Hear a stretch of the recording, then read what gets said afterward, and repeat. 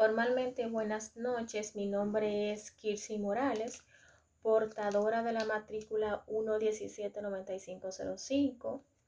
Estoy impartiendo la materia de psicopatología con la licenciada Ana Martínez. En el día de hoy yo les voy a hablar sobre lo que es la psicopatología de la atención. Podemos definir la atención como la capacidad de seleccionar la información sensorial en un momento determinado y de dirigir los procesos mentales. Aquí en esta cartulina tengo los temas que voy a tratar. Psicopatología de la atención. Atención como concentración, ausencia mental, laguna temporal. Atención como selección, afinar en. Atención como activación, U invertida, visión túnel. Atención como vigilancia, hipervigilancia e ISEC. Y atención como expectativa, SET general versus SET mental. También hablaré de la aproxexia, hiproxexia, distraibilidad, pseudoaproxexia, paraproxexia y hiperproxexia. Por otra parte, tenemos también lo que es la atención como proceso cognitivo. Desde el planteamiento cognitivo, el objeto de estudio es el funcionamiento de los procesos de conocimientos anormales, tanto en situaciones naturales como artificiales. Según la clasificación de Red, en 1988 existen 5 tipos de atenciones, que fue lo que le mostré anteriormente. Comenzamos con lo que es la atención como concentración, que es la capacidad para fijar de la atención sobre los estímulos, objetos o situaciones. En esto están las alteraciones de la atención como concentración no patológica. A. Atención mental, que es la concentración sobre alguna cuestión concreta que conlleva a desatender al resto de los estímulos presentes. B. Laguna temporal. El paciente no puede recordar nada respecto a este periodo, aunque estaba realizando alguna actividad o alguna tarea. C. Tasa de escurrimiento ambiental mediante movimientos oculares rápidos. C. Hipervigilancia específica. Tendencia a prestar atención selectivamente a los estímulos relacionados con la amenaza. E. Ensanchamiento de la atención previa a la detención de un estímulo. Y F. Estrechamiento de la atención, que al procesar un estímulo saliente. Número 2. Atención como selección. Esta es la capacidad de la atención para discriminar los estímulos relevantes de los no relevantes. Aquí hablamos del fenómeno de afinar en red, que es la habilidad para persistir en una fuente de información a pesar de que existan al mismo tiempo muchos otros. Aparece en cuadros maníacos, estados crepusculares, trastorno de ansiedad y esquizofrenia. Número 3. Atención como activación. Es la focalización atencional y su nivel de intensidad y está íntimamente relacionado con el nivel de actividad o estrés del sujeto. Aquí entra lo que es la curva de Yerke y Dodson. La activación mantiene una relación compleja con la capacidad atencional en forma U invertida. Esto significa que los recursos atencionales aumentan según aumentan las activaciones hasta cierto punto que tal relación se invierte. También está lo que es el fenómeno de visión de túnel, que toda la atención se centra en el peligro percibido, por lo que se produce un estrechamiento selectivo del foco atencional. 4. Atención como vigilancia. Es la alta receptividad y sensibilidad hacia los estímulos ambientales. Estudios sobre tareas de vigilancia son aquellas de larga duración en las que el sujeto debe detectar o identificar un estímulo poco frecuente. Se centra en 2 aspectos.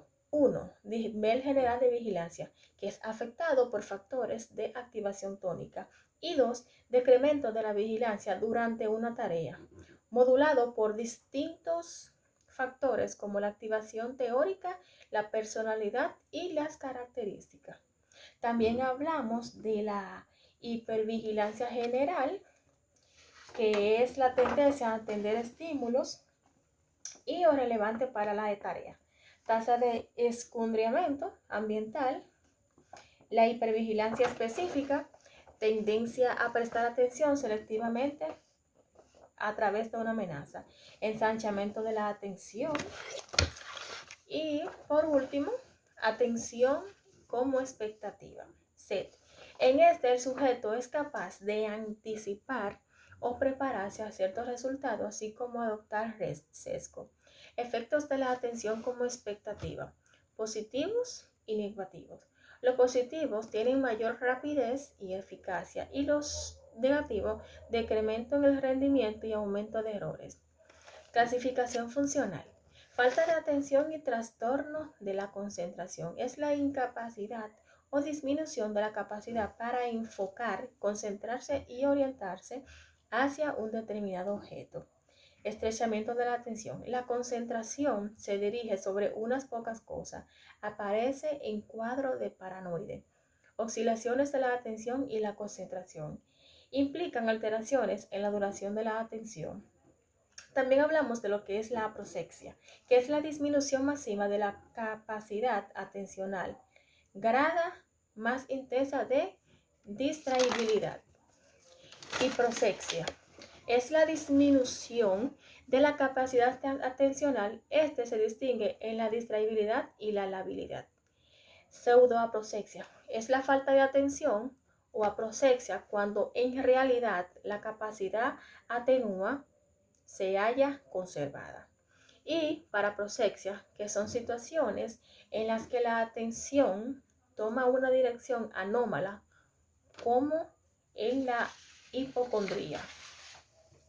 Aquí pasamos a lo que es la psicopatología de la percepción, que es el proceso constructivo, activo, a partir del cual se interpretan dos datos sensoriales. Aquí les estoy mostrando un esquema de los temas que vamos a tratar: cualidad afectada, intensidad, tamaño y o forma, cualidad global, integración de cualidades, estructuración de ambiguo, distorsiones perceptivas, hipertesis e hipotesia, metamorfosia, anomalías en la percepción de la cualidad, distorsiones en la integración perceptiva e ilusiones, subtipos o caos, hipoalgesia, dimegaloglosia, dimorfoxia, frutometafoxia, excisión perceptiva, morfolis, metrocognomia, aglutinación especial, sinestesia y sentido de presencia, peidofilia. La percepción es un fenómeno de complejo en el que intervienen las características del estímulo presentado. Perspectiva de estudios de las imágenes mentales. Dualismo. Se define de la existencia de un código representacional específico. Teorías reduccionistas. Se plantea la existencia de un único formato para las representaciones mentales que se dan tanto en la palabra como en imágenes. También hablamos de las distorsiones perceptivas o sensoriales. Estos se producen cuando el estímulo fuera del sujeto se percibe de forma distinta a la esperada, teniendo en cuenta sus características formales. Aparecen alteraciones neurológicas, alteraciones transitorias de los sentidos y trastornos mentales. Según su complejidad, cuanto menos sea la alucinación, es más probable que se deba a causas orgánicas y menos a trastornos mentales. Se distinguen en elementos sencillos y difusos como ruido, zumbido, etc. y complejas que se refieren a casos concretos como voces, música, personas, etc. Según su contenido, se relacionan con los conflictos y necesidades del individuo. Suelen reflejar características culturales y o religiosas. Se relacionan con el contenido de los delirios o demás patologías. El 90% representa síntomas de alucinaciones. Y 3, según la modalidad sensorial, son las auditivas, las más recientes, y las visuales auditivas en cuadros funcionales. Visuales, cuadro orgánico, táctiles, olfática, gustativas y somática o senéstica, sinestésica, mixta o multimodales. Entramos a lo que es la psicopatología de la memoria, que es el proceso psicofisiológico que permite al individuo adquirir de manera consciente e inconsciente, retener y utilizar de forma controlada una automática a través de una experiencia. Existe una clasificación según su criterio temporal y según su criterio de contenido. Según su criterio temporal está la memoria a corto plazo, a memoria operativa o a medio plazo y a largo plazo. Dice que la memoria a corto plazo, duración y capacidad limitada, como máxima 7 más 2 elementos durante 20 segundos, análisis y reproducción inmediata de la información sensorial. Memoria operativa o a corto o a mediado plazo. Concepto introducido por Vandelli. Tiene 3 componentes. El primero, ejecutivo central, sistema de control, almacén y manipulación de información. Número 2, bucle fonológico, información verbal, tanto visual como auditiva. Y número 3, agenda visoespacial, información visoespacial. Y la memoria a largo plazo es el almacén permanente y de capacidad ilimitada, contiene los recuerdos autobiográficos, el conocimiento del mundo, el lenguaje, sus reglas y el significado de los conceptos. Aquí también hablamos de lo que es la amnesia retrógrada. Esperen, me faltó la clasificación según contenido. Memoria episódica, memoria semántica, memoria declarativa o explicativa y memoria procedimental o implícita. La memoria episódica, aquí tenemos lo que son recuerdos autobiográficos, organización espacial y temporal, sin capacidad de inferencia, gran interferencia y olvido, retiene información aprendida, memoria retrógrada versus anterógrada. Memoria semántica, referencia cognitiva, organización conceptual, con capacidad de influencia, escasa interferencia y retiene conocimiento.